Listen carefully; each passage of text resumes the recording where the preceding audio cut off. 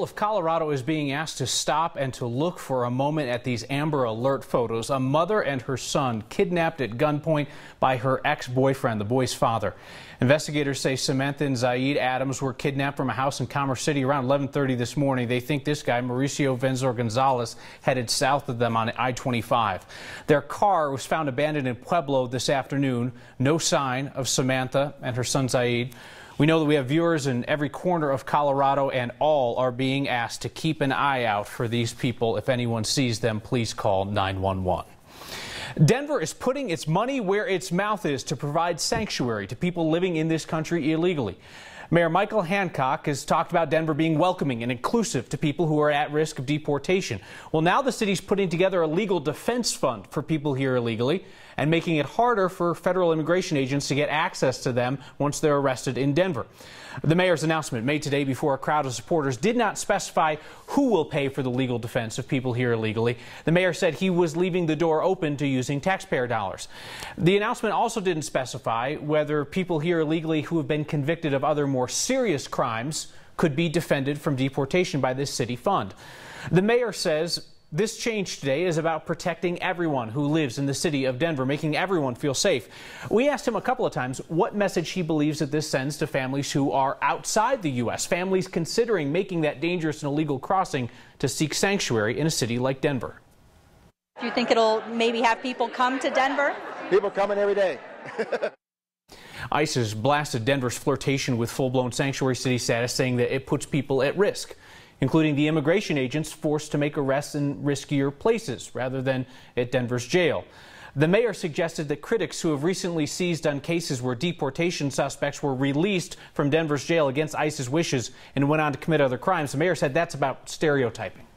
I think it's always easy to make stereotypical statements when someone of any race or ethnicity commits a crime.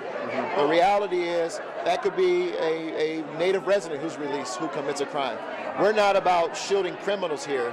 We're about making all citizens and residents of Denver safe, and we'll hold those who commit crimes in our city accountable. Much of what Denver made law and rule today was already at least the unwritten policy of the city.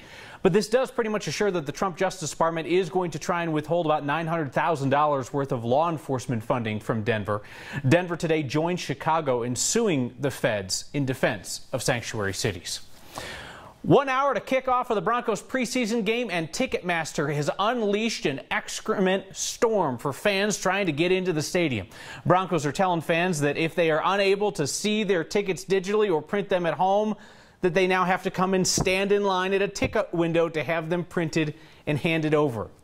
This is going to be a mess, people. Broncos kick off against the Cardinals at 7 o'clock on Channel 20. We'll be watching for Ticketmaster lines of people stuck outside Mile High. We saw it on paper today. Kasich Hickenlooper. Not a presidential ticket or an announcement of any sort. It was a health care proposal sent to Congress. Signed first by Ohio Governor John Kasich, signed second by Colorado Governor John Hickenlooper. Our Marshall Zellinger is looking at how the federal health care system might be fixed by state leaders.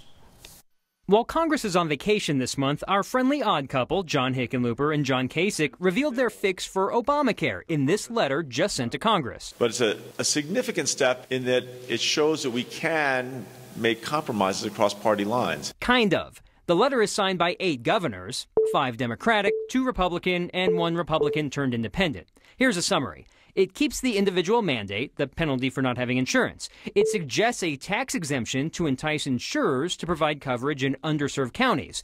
It creates a stability fund to reduce premiums and commits to a federal cost-sharing program that, in tweets, the president has threatened to end. That first idea may be a non-starter for conservatives, like Americans for Prosperity, the conservative group for limited government.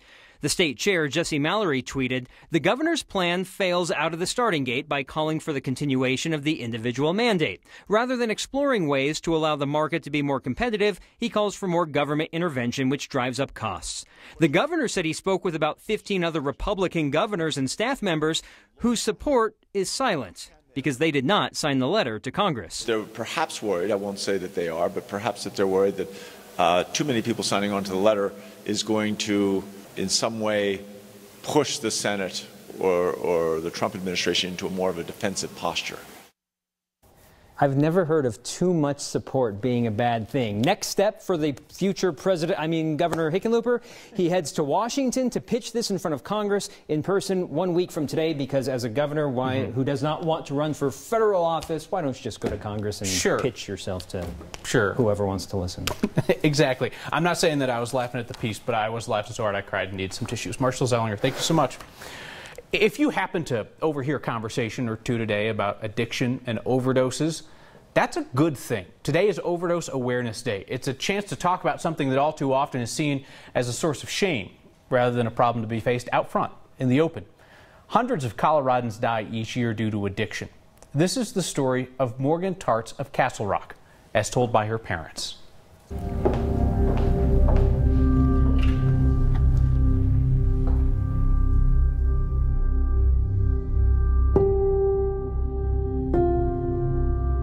For those of you who knew Morgan, she was perfectly imperfect.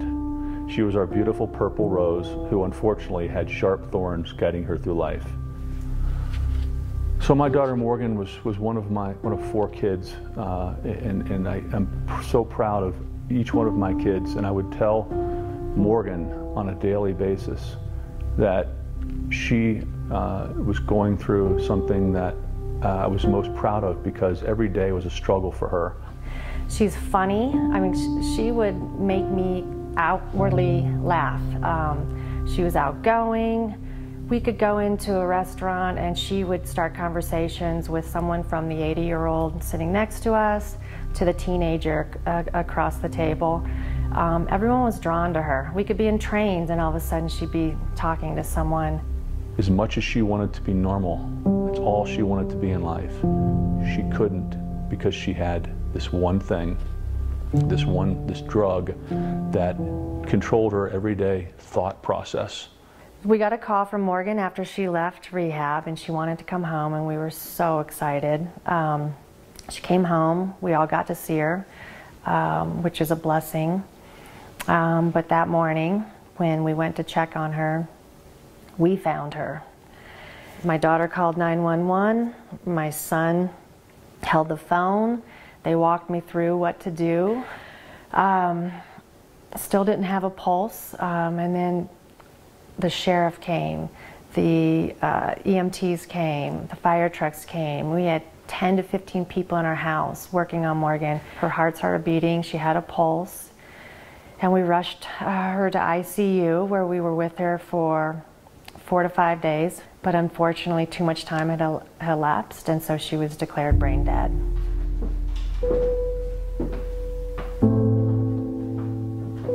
Morgan Rose Tarts, 20 years young, passed away on July 7th, 2017, as a result of a heroin overdose.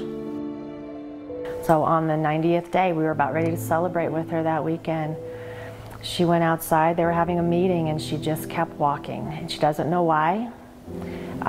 We have texts from her where she said, "I'm scared, I don't know why I did this," and she knew it was the wrong decision. But again, that's just the nature of this drug that just takes over your thought process, and irrational things all of a sudden become rational. You know, the biggest thing that Morgan has taught me is it's okay to be afraid. And it's okay to recognize that things are difficult, but you have to do them anyway. You have to figure out a way to do the hard things in life. While it was really tough for our family to even come to grasp with it, I think we need to talk more openly about this amongst our friends, our family, our peers, so that those that are afflicted with this disease don't have to feel like they're all alone in combating it.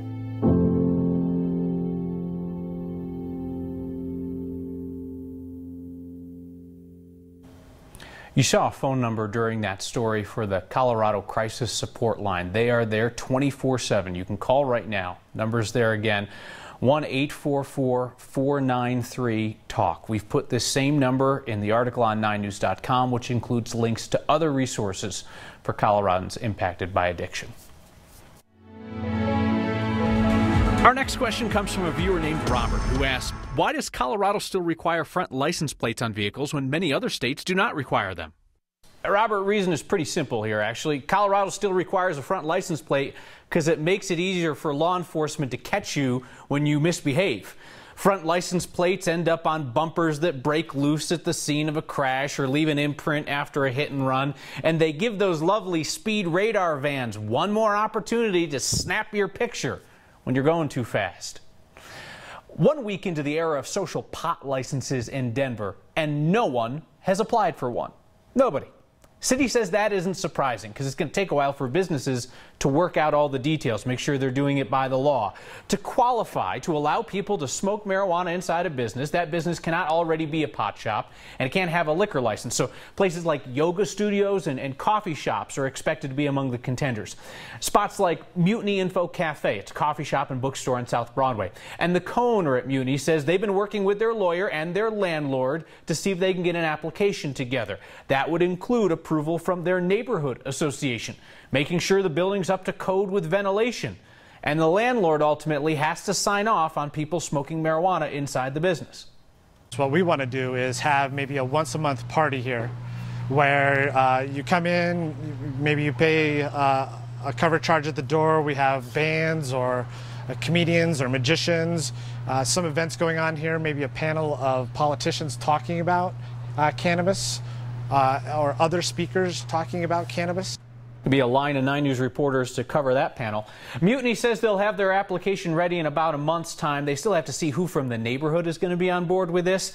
Ideally, they told us they would like to start hosting cannabis parties once a month. People hard at work in Colorado are giving us before and after views of the destruction in Texas. An audition to join an exclusive group of hospital volunteers. And the stolen bike that taught a sheriff a lesson. Next.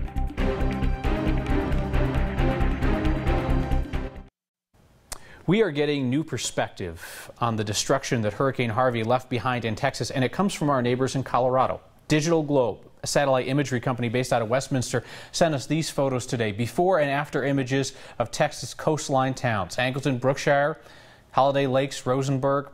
It took Digital Globe a little while to get these photos because first they had to wait for the storm to clear. They had to wait for the clouds to be out of the way so that they could take solid after photos. We have all of these pictures on our website as well. If you would like to study the details of them, they're quite entrancing. Clear picture of nature's power.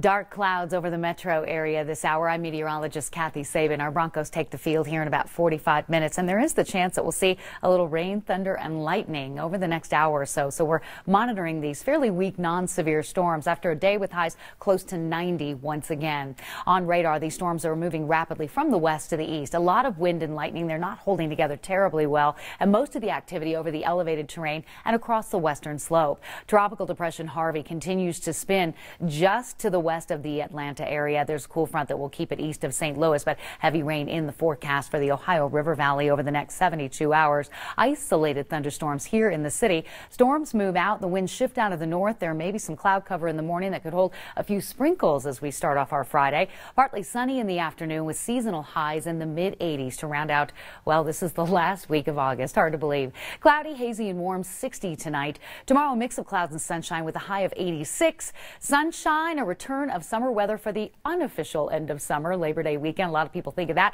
as the pools are closing. Low 90s forecast for Saturday, Sunday, and Monday, and then a sharp cold front will bring cooler weather and a chance for rain Tuesday and Wednesday. And how about this amazing picture coming in from Winter Park? They don't realize that the positive energy that they pass on to a person really radiates within your system. I don't know. I think they might know exactly what they're doing. Unlike the bike thief in Aspen, who accidentally targeted the sheriff. I always looked at it as more of a work of art. Ethel turns 100 today. Sure would be a shame if no one sent cards like they promised. Next.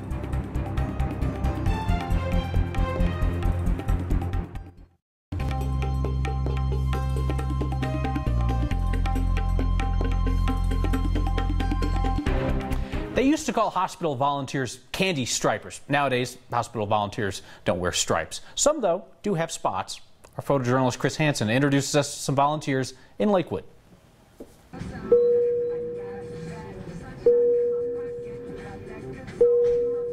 Hospitals are tough. Time spent inside a hospital passes slowly. When you're in the room for 24 hours or longer, I think that 20 minutes seems like an hour and 20 minutes. At St. Anthony Hospital in Lakewood, Help with your healing, make you feel better. there's a small group of volunteers that's here to help pass time and help heal. Ooh, you're a kissing doggy? Yeah. Irina Powers and her Labradoodle Lenny are trying out. Lenny he's a friendly one. Oh, he's such a good boy. 12 pairs of dogs and handlers make up the Pause for Patients pet therapy program. All right, come on, buddy. Irina and Lenny would make 13. But I think it's great. They don't judge. They're just there for them. Karen Neiswanger made a career in nursing. It just improves healing so much. And started the therapy program 16 years ago. But just the act of petting a dog brings peace. Peace to patients. I've been here like Eddie Lazo. Since Sunday, I think, and it's fantastic. I look forward to seeing them. I mean, the first one came and just put her head on my lap and just wanted me to pet her. Eddie has seen 3 therapy dogs this week. Hi, Lenny, how are ya? What a beautiful dog. He's headed home today. I think Lenny's ready to graduate. But when he thinks of the time he passed at the hospital, when you're ill, he'll think of Lenny. You need all the positive energy that you can get to heal. And that's what they've done for me. For Next, I'm Chris Hansen. Therapy dogs are available to spend time with both the patients and the staff there. You can understand why they too might want a break. Lenny has one more evaluation and handler shadowing experience before he can join the program. Somebody stole a bike in Aspen. Newsworthy only because the bike was stolen from the sheriff. Swiped the bike right off the front porch of Pitkin County Sheriff Joe DeSalvo. And not just any bike either. Lance Armstrong gave that bike to the sheriff and his wife. A mechanic had dropped it off after giving it a tune-up, so it wasn't locked up for a few hours on the porch, and a thief saw an opening. Our next producer, Carrie, had to give the sheriff a little business for that. I mean, if someone had called you or your sheriff's department and said, "Hey, my bike that Lance Armstrong gave me was stolen, and like we left it on the porch and it wasn't locked up," what would your response be? You should lock your That's what I would say. It's a pretty honest reaction, right? Lock your stuff. Sheriff says he'll take the bike back, no questions asked, just drop it off somewhere in town, make an anonymous call. He'll come get his bike and lock it up. Celebrating 100 years on this earth, from birthday cards from a ton of Coloradans. And your feedback next.